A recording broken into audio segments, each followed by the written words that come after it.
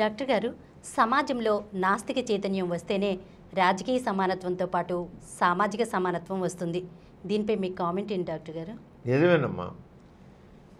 ఇప్పుడు మనం చూస్తున్నాం, మన భారతదేశానికి స్వాతంత్ర్యం వచ్చి 79 సంవత్సరాలు, 75 సంవత్సరాలు ఉండే, 79 సంవత్సరాలు మనం జరుపుతుందండి.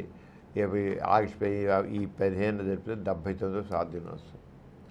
75 సంవత్సరాలు పూర్తి చేసాం. ఏమిటి ఇప్పటికీ సమాజంలో అసమానతలు అలాగే ఉన్నాయి. ప్రజల్ని డబ్బులు ఇచ్చి ఆ ఓట్లు కొనేస్తున్నారు. ఓట్లకు అమ్ముడిపోతున్నారు. అసలు వయోజన ఓటు హక్కు ద్వారా రాజకీయ సమానత్వం వచ్చింది. ప్రతి ఒక్కరికి, ప్రతి ఒక్క 20 ఏళ్ళు ప్రతి ఒక్క వ్యక్తికి ఓటు హక్కు అనేది వచ్చింది. ఇప్పుడు 18 ఏళ్ళు చేశారు. 18 ఏళ్ళు వచ్చిన అందరూ కూడా ఓటు హక్కు వచ్చి 18 ఏళ్ళు నిండా ఓటు హక్కు వచ్చి రాజకీయ సమానత్వం అవుతుంది. అందరి వాడు డబ్బున్నవాడన్నా, డబ్బులైనా, కటి పేదవాడు, రిక్షా తొక్కేవాడైనా, కూలి పని చేసేవాడైనా, ఎవడైనా సరే ప్రతివాడికి ఓటు హక్కు. లక్షాధికారికి ఒకే ఓటు, వీడికి ఒకటే ఓటు. వాడు ఓటు వేయాలి, వీడు ఓటు వేయాలి. ఇంత రాజకీయ సమానత్వం వచ్చినా సరే ఇప్పటికీ భారతదేశంలో దారిద్ర్యం అలాగే ఉంది. దారిద్ర్యం అలాగే ఉంది. అలాగే అసమానతలు ఉన్నాయి. కులాల కుమ్ములాట్లు ఉన్నాయి. మతాల కలహాలు ఉన్నాయి. దోపిడీ ఉంది. ఇవన్నీ ఉన్నాయి. అరే, ప్రజాస్వామికం, మన భారతదేశం ప్రజాస్వామికం, ప్రజల కోసం, ప్రజల చేత, ప్రజల పాలన, మన మన మన పాలన మనం చేసుకున్నాం. అయితే మన కోసం, మన పని చేయడం కోసం అని ఎమ్మెల్యేలని, ఎంపీలని ఎన్నుకున్నాం. అలాగే వాళ్ళు మినిస్టర్స్, సీఎంలు, పిఎంలు చేరవుతారు. మన కోసం పెట్టుకున్న నౌకర్లు వీళ్ళు, సేవకులు. ఈ సేవకులు మన ఈ ప్రజల ఓట్లతో నెగ్గి ప్రజల ప్రతినిధులుగా వెళ్ళి చివరికి ప్రజల నెత్తిన కూర్చుంటున్నారు. వీళ్ళు ఎవరైతే ఓట్లు వేశారో వీళ్ళు మనం ఏం చేస్తాం? మనకేం చేయట్లా. మన నిమిత్త మాత్రంలో వాడి దయ, వాడి ప్రాప్తి, మా సీఎం గారి దయ, మంత్రి గారి దయ, ఎమ్మెల్యే గారి దయ, ఎంపీ గారి దయ.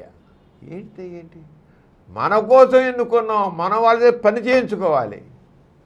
కానీ చేయించుకోలేకపోతున్నాం. ఎందుకని ఈ ఎమ్మెల్యేలు, ఎంపీలు, మినిస్టర్స్ వీళ్ళందరి యొక్క పెత్తనం ఎందుకు జరుగుతోంది? వాళ్ళు సేవకులు కదా. మన నౌకరే మన మీద తిరుగుబాటు చేస్తే, మన నెత్తిన కొడుతుంటే, నౌకరే యజమాని నెత్తిన దెబ్బ కొడుతుంటే పడి ఉండాల్సిన గతి పట్టింది మనకి. అంటే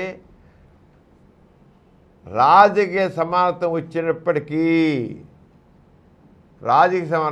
కూడా మనిషిలో రాజకీయ చైతన్యం లేదు, రాకుండా చేస్తున్నారు. దీనికి కావాలంటే పార్టీలు. రాజకీయ సమానత వచ్చింది, అందరికి ఒకటే ఓటు సమానం వచ్చింది. కానీ ఆర్థిక సమానత్వం అనేది లేదు. అంతస్తులు అలాగే ఉంటున్నాయి. డబ్బుని వాడు పైన ఉంటున్నాడు, పేదవాడు కింద అలాగే ఉంటున్నాడు. వీడు అడగలేకపోతున్నాడు, అరే నువ్వు నా ప్రతినిధివి, నువ్వు నాకు ఎందుకు చేయట్లేదు, సమాజంలో ఎందుకు సమానత్వం తీసుకురాలేకపోతున్నావు, ఆర్థిక సమానత్వం తీసుకురాలేకపోతున్నావు, ఎందుకు మాకు వసతులు కలిగించలేకపోతున్నావు, ఎక్కడ నువ్వు ఫెయిల్ అయిపోతున్నావు అని అడిగేటువంటి ధైర్యము, దమ్ము ఎవరికి లేకుండా పోయింది. ఎందుకని ఎవడైతే మనకి సేవకుడికి ఉండాలో వాడు నెగ్గిన దగ్గర పదవులకు వెళ్ళాక వాడు మన నెత్తిన మొట్టేవాడికి తయారైపోయాడు. కారణం ఏంటి? మన నిమిత్తం మాత్రం మనం ఏం చేస్తాం? మన చేతిలో ఏముంది? వాడి చేతిలో మనం వాడి చేతికి వాడికి అధికారం ఇచ్చే వాడు మన నెత్తిన కొడుతున్నాడు అనుకుని కూర్చుంటాం అంతే. కానీ ఎవరి చేత మనం పని చేయించుకోవాలో, ఎవరు పని చేయించుకోవాలో పని చేసుకోవాలి. కారణం ఏంటి అంటే ఆస్తిక సంస్కృతి. మనలో ఆస్తికత్వంలో ఆ దేవునిదై ఉండాలి. ఓ దేవా, నా మీద దయ తెలుసు, నాకు ఇది చేసి పెట్టు, నా మీద కరుణ చూపించు అని దేవుని వేడుకోవడం అనేది ఏ రకమైన మనస్తత్వం ఉందో ఇక్కడ కూడా మనం ఎన్నుకున్నట్టుగా మన సేవకులు కూడా మనం ఓ మంత్రి, ఓ ఎమ్మెల్యే గారు, ఓ ఎంపీ గారు, ఓ మినిస్టర్ గారు మాకు చేసి పెట్టండి సార్, నీ కాళ్ళకు ముక్తాను, మీ కాళ్ళకు ముక్తాను అనేది ప్రాధేయపడడం అనేది తయారైంది. ఎందుకు ప్రాధేయపడుతున్నారు వీళ్ళు? డిమాండ్ చేయాలి. చేయి, నువ్వు మా ఏం చెప్పావు, మాకు నువ్వు ఇచ్చేస్తావు అని చెప్పావు, ఏం చేయట్లేదు మాకు, మీకు ఇది చేసి పెడతా అది చేసి పెడతా అని అడిగావు, నీకు ఓట్లు వేసాం, నువ్వు చెప్పింది ఏం చేయట్లేదు, నువ్వు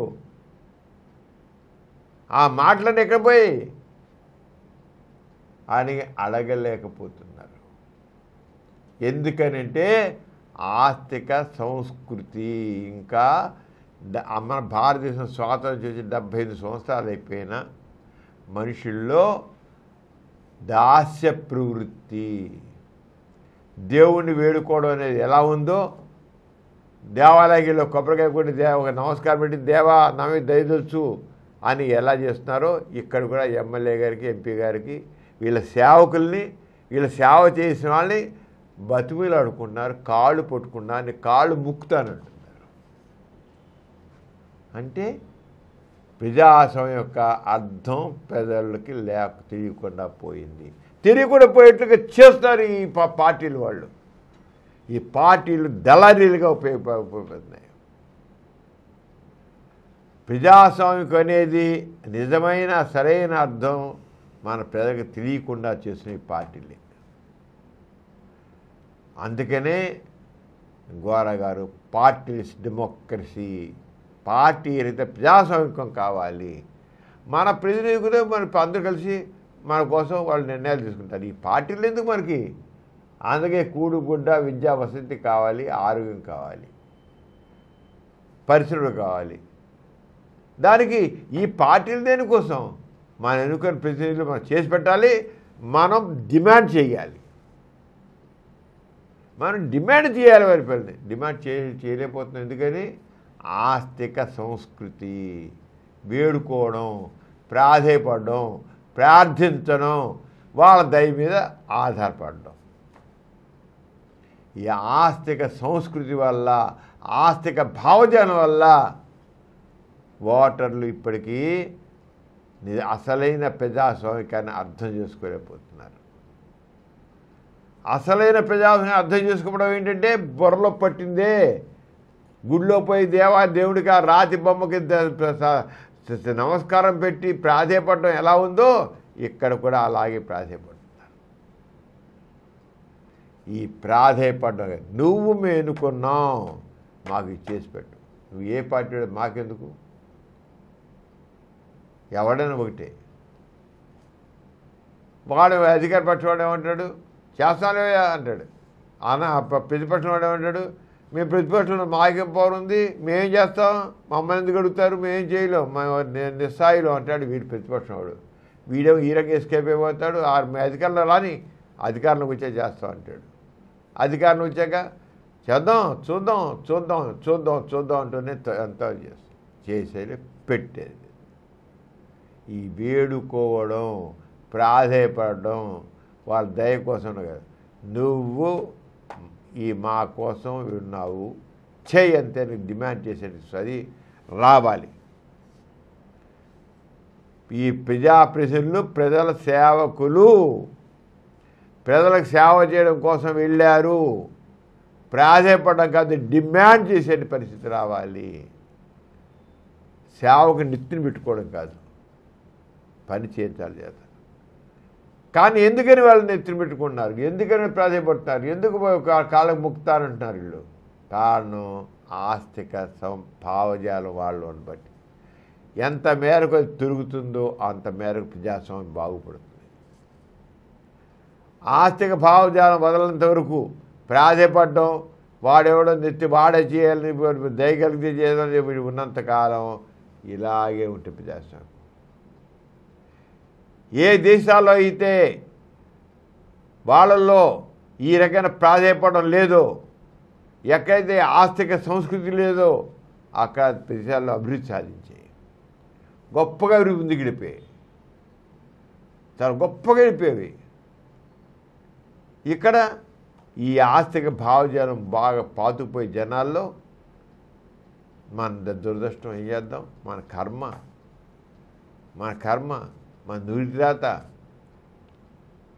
మనకేం చేయట్లేదు, ఏం చేద్దాం, మన కర్మ కనుక అలా ఉంది, మనకి ఇలా తగలెడుతుంది అనుకుంటున్నాం. మన కర్మ దురదృష్టం నురిరాత ఆ ఎవడ చేయగలడానికి ఆ భగవంతుని చూడాలి, లేని భగవంతుని వాడే చూడాలంటారు. అసలు వాడిని వదిలిపెట్టేస్తున్నారు, చివరి భగవంతుని మళ్ళీ పూజిస్తున్నారు. ఇది జరుగుతుంది. అంచేత భారతదేశంలో ప్రజాస్వామ్యం కోసం నిజమైన ప్రజాస్వామ్యం అవ్వాలంటే ఈ ఆస్తిక భావజాలం పోవాలి, సంస్కృతి పోవాలి. మంత్రులు కానీ ఎమ్మెల్యేలు కానీ సీఎంలు కానీ వీళ్ళందరూ కూడా ప్రజలకు సేవ చేయడం కోసం ఉన్నవాళ్ళు, కానీ వాళ్ళు ఎత్తిని పెట్టుకోవాల్సిన అవసరం లేదు. వాళ్ళు మన కోసం ఉన్నారు, వాళ్ళతో చేర్చుకోవాలి. డబ్బులు ఓటు నమ్ముకునే సంస్కృతి పోవాలి. డబ్బులకు ఓటు నమ్ముకునే సంస్కృతి ఉన్నంతకాలం మనిషి నువ్వు డబ్బులు చూసుకున్నావు, ఇంకేంటికి ఇచ్చి అయిపోయింది, నీకు భాష డబ్బులు కూడా అయిపోయింది. ఆ రోజు 500 చూసుకున్నావు, 1000 రూపాయలు చూసుకున్నావు, అయిపోయింది. ఇంకేంటికి నీకు అర్హత లేదు, అడగడానికి అర్హత లేదు అనే స్థితి వస్తుంది. నేను నీకు ఇచ్చాక డబ్బులు అయిపోయింది, ఇంకేదో అడుగుతాను నన్ను, నీకు అడిగాను 500 ఇచ్చారు, పుచ్చుకున్నావు, దండం పెట్టేసావు, అయిపోయింది. ఇంక నీకు లేదు, నీకు అర్హత నడవడానికి నీకు అర్హత లేదు. అంతే, నోరు ముయించేస్తున్నాడు వాడు 500, 1000, 2000, 5000 ఇచ్చుకున్నాడు. నేను నోరు ముయించేస్తున్నాను. ఇది ఈక్వల్ సంస్కృతి. ఇది మారాలి. మారుతున్నప్పుడే వస్తుంది. దీనికి ప్రజల్లో నాస్తిక చైతన్యం రావాలి, ప్రజాస్వామ్యం రావాలి. అప్పుడే నిజమైన ప్రజాస్వామ్యం. నాస్తికత్వం ద్వారానే నిజమైన ప్రజాస్వామ్యం వస్తుంది. అప్పుడే ప్రజలందరికీ ఈ బాధలన్నీ తిరుగుతాయి.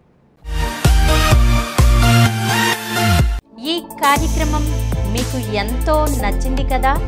ఇటువంటి మరిన్ని వీడియోల కోసం అనతి కాలంలోనే 20 కోట్లకు పైగా వ్యూస్ సాధించిన సమరం ఛానల్ సమర్పించు పాజిటివ్ ఎథియిజం తెలుగు ఛానల్కు సబ్స్క్రైబ్ చేయండి, లైక్ చేయండి, మీ ఫ్రెండ్స్కి షేర్ చేయండి.